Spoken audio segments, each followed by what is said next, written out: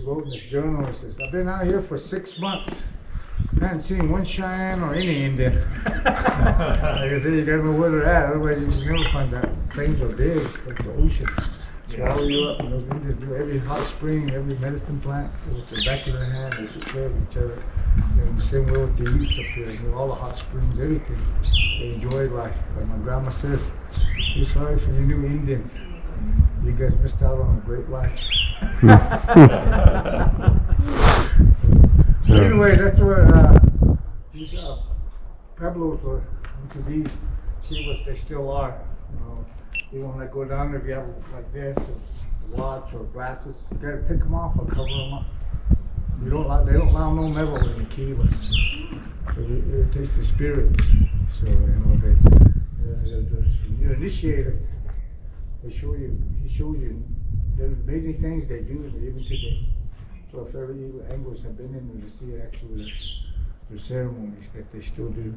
Because they're above level the regular man. And that's why the Hopis are called the peaceful ones or the chosen ones. So I had to ask the Hopi guy if it was all right to tell some of the stories of why they believe they came through here. He says, yeah, go ahead and tell them because they leave. He said, come out now for stories. This generation's going to be challenged. This generation's going to see new sicknesses that we've never seen in America. War, fighting, sickness, disease, this chaos comes here. You know, we got to wear masks and stuff. So some of the prophecies coming here and stuff. So you understand why these guys came through here. You got to go back to the first world. I don't know if you guys ever heard about the Cowboys. They talk about the 4 worlds. God created the first world, beautiful like this. You're living well. Then an easy life came. When easy life gets here, money and gold become our God. We don't teach our children how to pray. We don't honor our mothers and fathers, our elders. We don't honor our Mother Earth. We fight among brothers and sisters more often.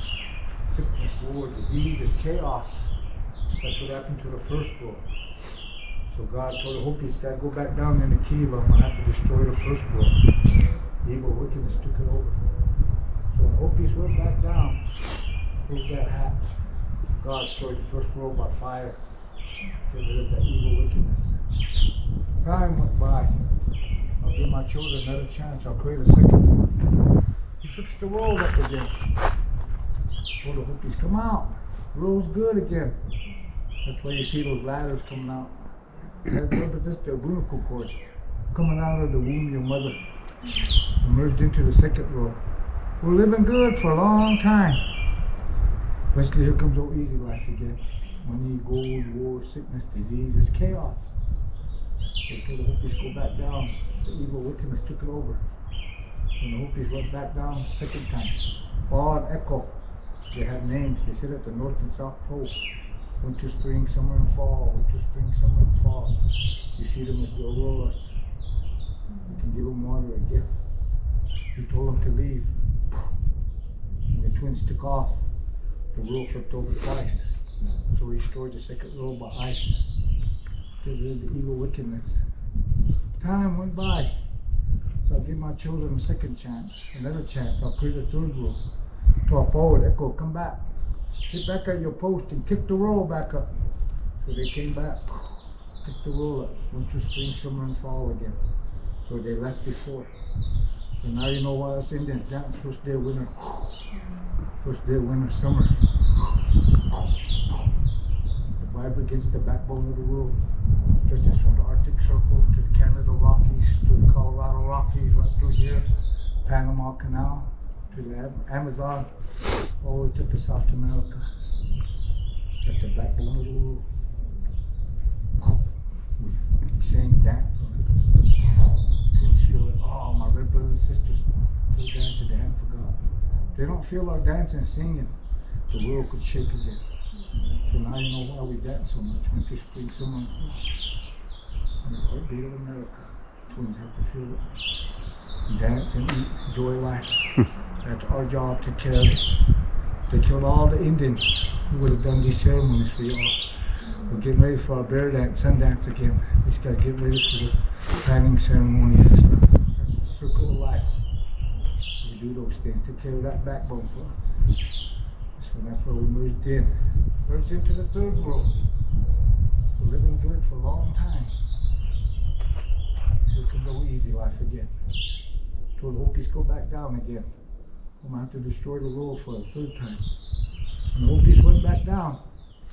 Third time God destroyed the world, he flooded the whole world. You hear about Noah's Ark and stuff. Different religions talk about that flood. Hopi say that was just third time because of our evil wickedness.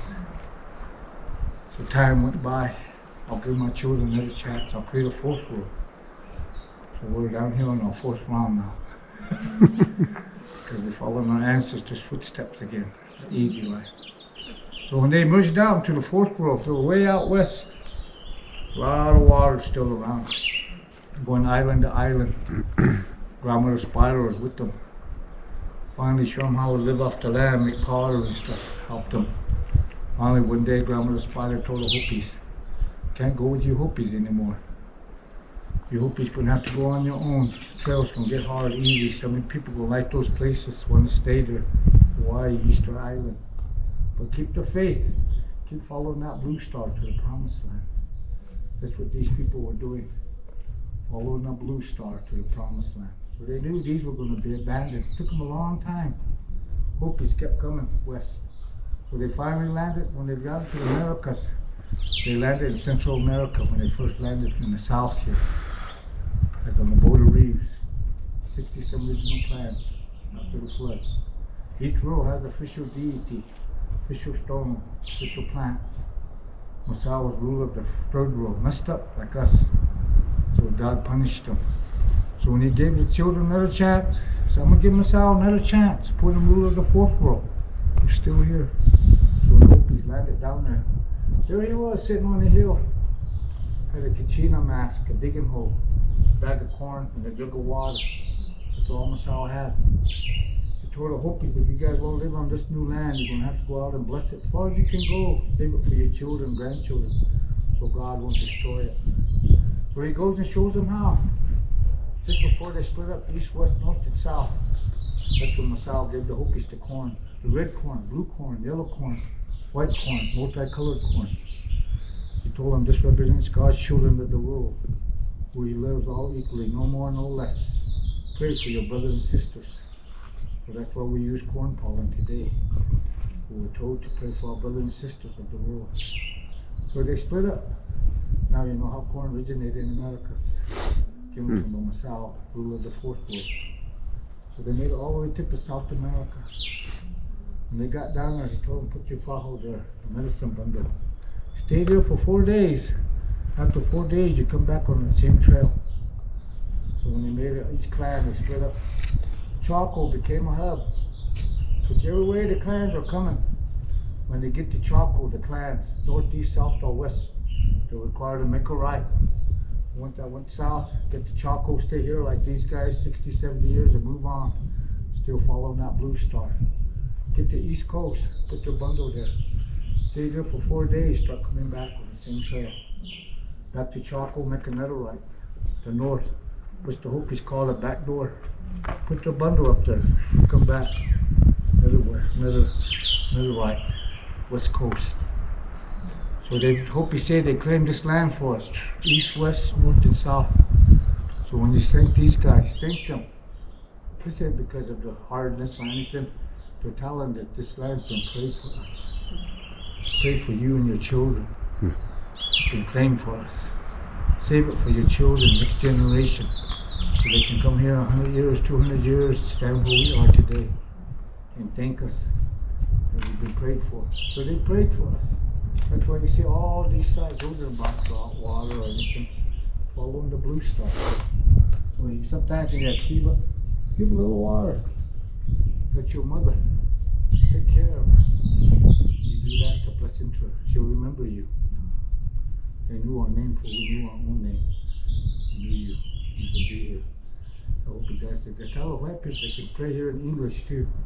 These guys even understand English. Thank goodness.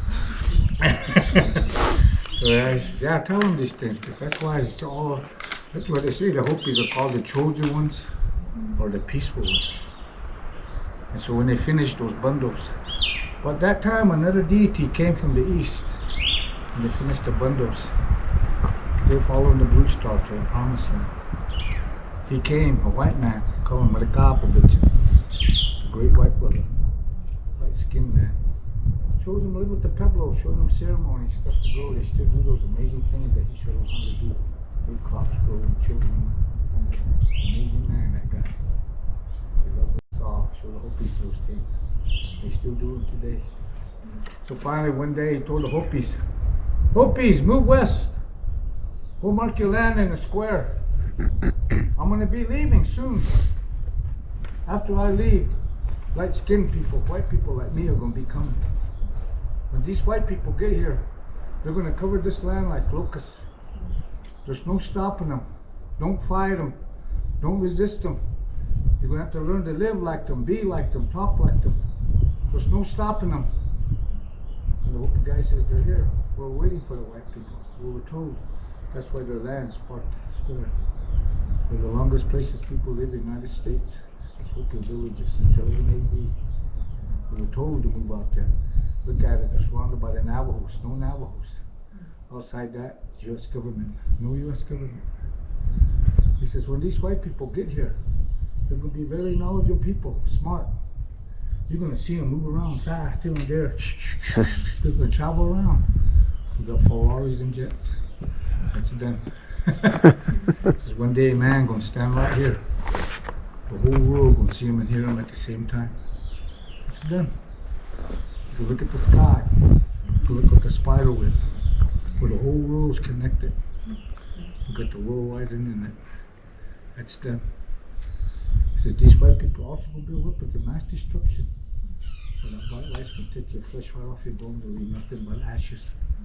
So the Hopis call that the golden ashes that was dropped on Japan. That's done. So everything they talk about has been happening in the last 100 years. New sickness, diseases, chaos. So tell them these things, not for themselves, but for their children's sake. Because this generation's going to be challenged. This generation's either going to save their world for their children, grandchildren, or they're going to destroy it for them. We're the ones. We're not saving them water, their land. We're acting like we own it. Yet we ever know nothing. It's your children's water, their children. Take care of it for them. That way they can come here in 100 years, think good of us. That we saved them some good water, good land. That gives them life, so they can enjoy it. That's all these stories are about. The next generation, never about us. Our grandparents never worried about themselves. We had a good life. Therefore our uncle put away 125,000 acres for our children, grandchildren, for us.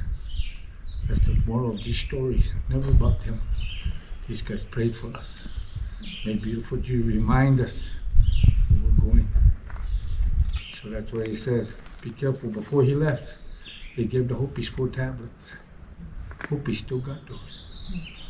When Frank Walters did the book of the Hopis, they showed him one of them tablets. He said, the white brother left these for us. They showed him one's got a snake on it, one's got a snake on the other dots. One of the corners are missing. They told him the white brother took it. He says, when these white men get here too, they're going to talk about my name, this and that. So you can tell the true white brother by the red corn, white corn, blue corn, yellow corn. They put 4 compounds in the line. They're going to stop, they're going to beat. So when the Spanish came, talking about God and this, they went down there tested. Those guys walked over the line. Not the true white brothers. They didn't know they were. It's just the white Christians talking about God too.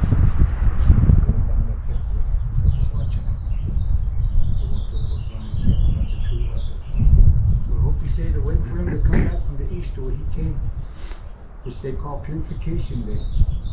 But all living things that don't know him when they cry. He's going to go back to Hopi where he left. Hopis even know the trail they're going to lead him on. I'm going to do that to you. He's going to stop, sleep, do those things, and put the other piece back. He's going to break those tablets open. They told him, Frank Walters, one snake represents the Rio Grande River. The other snake represents the Colorado River. Those dots, cows, 8 more than 9 7 the Hopis, Pueblos. Promised land. Found it between the Rio Grande and Colorado River. Plus this land, so no more migrate. Like Grandma's father said, follow blue stars for the promised land. They found it between there. That's where they've been ever since. I'm more glad they're still doing these things. You know, it's no mystery to them what happened, but they couldn't tell us how easy. Because we're going to be challenged for seeing these things. So we got to be aware of what's going on, give you a while and stuff. And he says, a white man got to remember, a white man U.S. Constitution is just a piece of paper. A white man law is just a piece of paper. Our law is the backbone of the world, written in stone. Long before the white man came. He must have bears, Arctic Circle, Chocolate Canyon, Devil's Tower. You don't respect your mother's home. So you don't respect your children's home. Tornadoes, earthquakes, floods. People don't believe those things, but these deities, they don't care. You can sit there and watch your house float down the river. You wonder why. You don't respect your home, watch out. It's going to speak to us. It's going to get us sick too. That's why these things are our law, they're written in stone. Nobody's going to move us. So Cherokees, all a lot of Indians use, they lost their homeland. But the Pueblos remain. There's nobody going to move them. The true owners of the chair are titled stone. Not paper. That's why he says, that's why we live in hard places. We know what easy life does to us. That's what they say about these things. Amazing people. I'm going to show you a solstice marker down there. And go back down, it's right off the roadway. Called the Creation Emergence Story. It talks about all the things I've been saying, written on stone. Amazing story that still speaks to us today. Timeless. Okay, so yeah, that's why these guys do these things. Because they have a beautiful land. They were just following the blue stars and found their home. You go to Yakima, Taos, Santa Clara, they're all beautiful places.